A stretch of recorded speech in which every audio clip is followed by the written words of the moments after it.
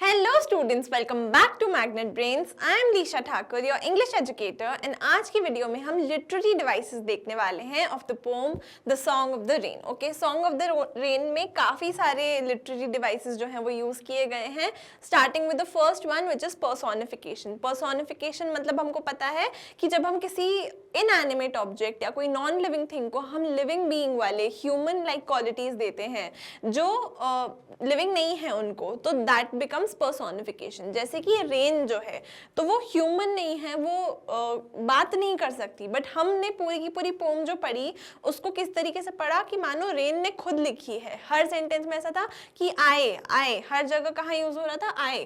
तो the human qualities दिखाई गई हैं इसमें रेन की थ्रू आउट द पोम, क्योंकि अलाउ कर रहे हैं उसको to speak about its journey and emotions. तो जैसे कि वो बोलती है I touch gently at the windows with my soft fingers.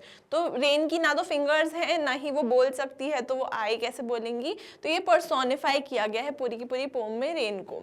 When I cry the hills laugh, hills भी अब जो है वो इनएनिमेट चीज़ है, हंस तो नहीं सकते ना जो हिल्स हैं, बट यहाँ पे क्या गूंज की आवाज़ जो होती है हिल्स में, वो बताने के लिए ये वर्ड यूज़ किया गया है। तो पूरी की पूरी पोम पर्सोनिफाइड है और रेन को एज अ ह्यूमन यहाँ पे ट्रीट किया गया है।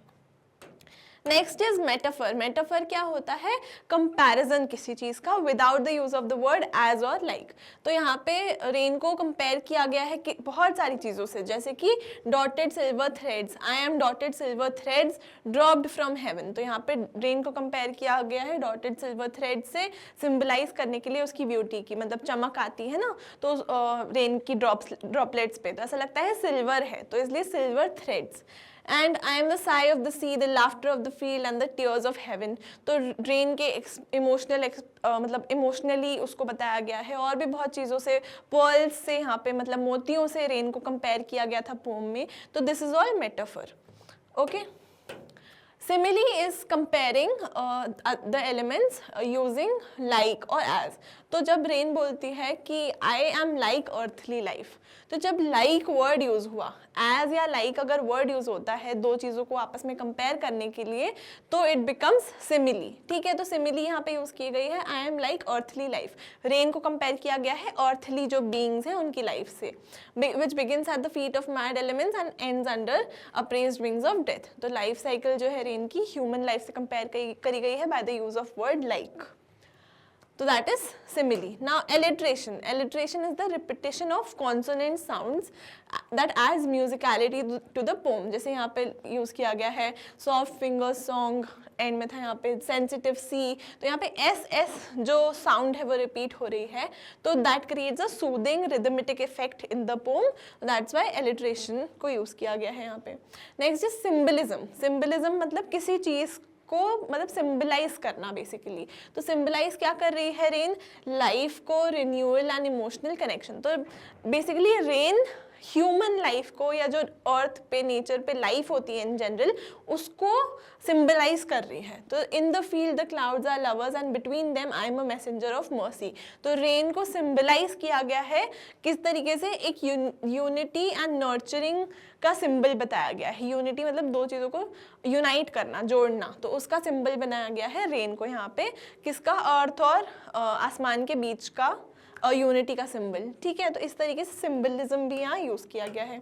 Next is imagery. इमेजरी जो पोएट्स हैं वो यूज़ करते हैं कि मतलब वो कोई लाइन इतनी अच्छी तरीके से लिखते हैं कि हमारे दिमाग के अंदर कोई इमेज बन जाए। तो यहाँ पे भी इमेजरी यूज़ की गई है, जैसे कि I descend and embrace the flowers and trees in a million little ways. तो मतलब बस बता रहे डिसेंट, तो हमारे दिमाग में एक इमेज आ रही है ना कि मान लो बारिश जो है वो नीचे आ रही है, गिर रही है बारिश, एंड वो कहाँ जा रही है? गिर रही है फ्लावर्स और ट्रीज के ऊपर। ठीक है, तो विजुअल इमेजरी हमारे दिमाग में क्रिएट होती है, तो that is imagery. And hyperbole यानी कि एग्जैजरेशन। ठीक है, तो the poem uses exaggeration to emphasise the rain's importance and impacts. जो यहाँ पे लिखा है मिलियन लिटिल वेज, तो million little ways, millions million तरीकों से मैं हेल्प करती हूँ जो प्लैनेट है, जो फील्ड्स हैं उनको मतलब अच्छे से ट्रीज और फ्लावर्स में डिसेंड करती हूँ मैं। तो मिलियन यहाँ पे यूज़ किया गया है, बहुत ओवर एग्जैजरेटेड नंबर बताया है, तो दैट इज एग्जैजरेशन, जिससे हमको समझ में आए कि कितनी ज़्यादा इंपॉर्टेंस है रेन की, पर फिर भी यहाँ पे एग्जैजरेट तो करी जा रही है चीज़, तो दैट्स हाइपरबोले।